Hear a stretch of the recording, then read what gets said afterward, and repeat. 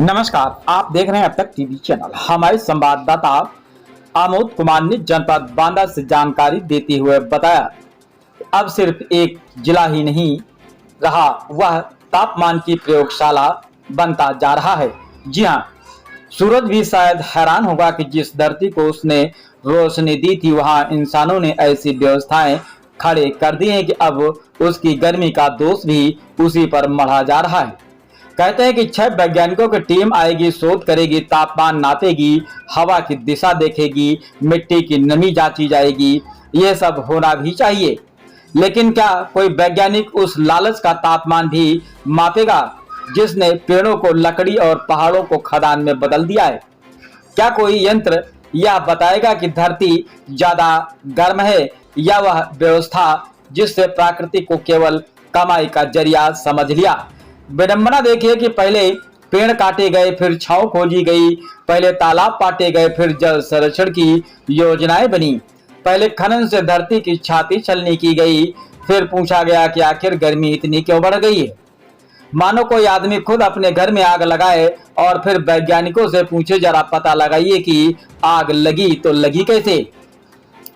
अब अभियान चलेंगे, पौधे लगेंगे, भाषण होंगे, तस्वीरें खींची जाएंगी और फाइलों में हरियाली उगाएगी, लेकिन धरती जानती है कि उसके घाव केवल घोषणाओं से नहीं भरते हैं। उसे चाहिए ईमानदार संरक्षण व कागजों पर उगाए जंगल। वैज्ञानिक रिपोर्ट शायद यह बता दे कि बांदा का तापमान क्यों बढ़ रहा है, लेकिन इतिहास की रिपोर्ट एक और सवाल पूछेगी। जब पेड़ कट रहे थे, नदियां सूख रही थीं और धरती खोखली हो रही थी, तब जिम्मेदार लोग आखिर किस मौसम का आनंद ले रहे थे?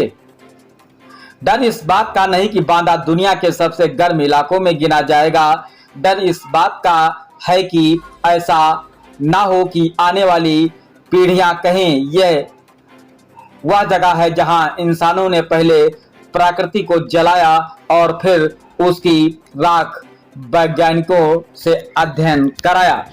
आइए चलते हैं हमारे संवाददाता के साथ। देखिए, बांदा में लास्ट मंथ हम लोगों ने कुछ एक्सट्रीम टेम्परेचर्स देखे जो हर साल देखने को मिलते हैं।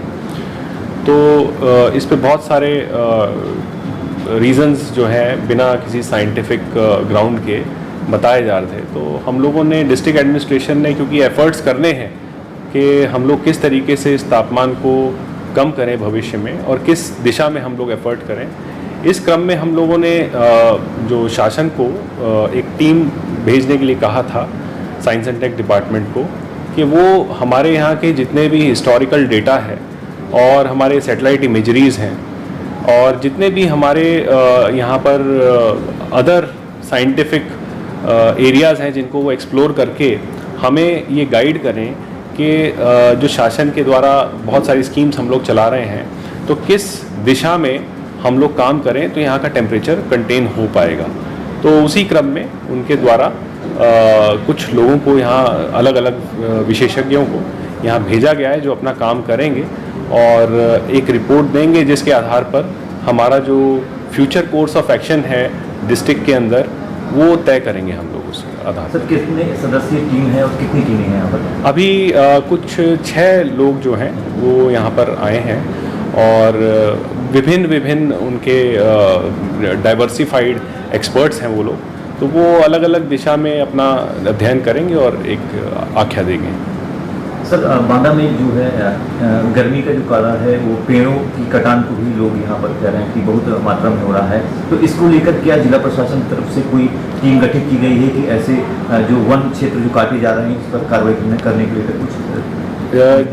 देखिए, ऑब्वियसली ये सब कारण टीम तो स्टडी करेगी ही, लेकिन हाँ, हम लोगों का ये दृढ़ निश्चय है कि हम अवैध कटान को यहाँ रोकेंगे, जिसके क्रम में पिछले कुछ समय में हमारे द्वारा ऐसी घटनाओं को उजागर होने पर मुकदमे भी दर्ज कराए गए हैं और हमारे जितने भी एसडीएम्स हैं और हमारे जितने भी ज़िले की फोर्स है, उन सबको एक क्लियर मैसेज है कि कहीं पर भी अवैध कटान पाया जाता है तो हम दृढ़ता से उस पर कार्रवाई करेंगे। मायने को लेकर क्या मैसेज है आपका पट्टेधारकों के लिए? जितने भी हमारे पट्टेधारक हैं वो अपना वैध रूप से अगर संचालन कर रहे हैं तो प्रशासन उनके बिल्कुल साथ है और एक स्ट्रिक्ट मैसेज हमारी एनफोर्समेंट के द्वारा जो कार्रवाई की गई है, जो लास्ट ईयर में जितना हम लोग एनफोर्समेंट किया था उतना पिछले 1.5 महीने में ही हम कर चुके हैं। तो एक स्ट्रिक्ट मैसेज सभी लोगों को चला गया है और मुझे लगता है डिसिप्लिन्ड वे में सब लोग अपना अपना काम करेंगे।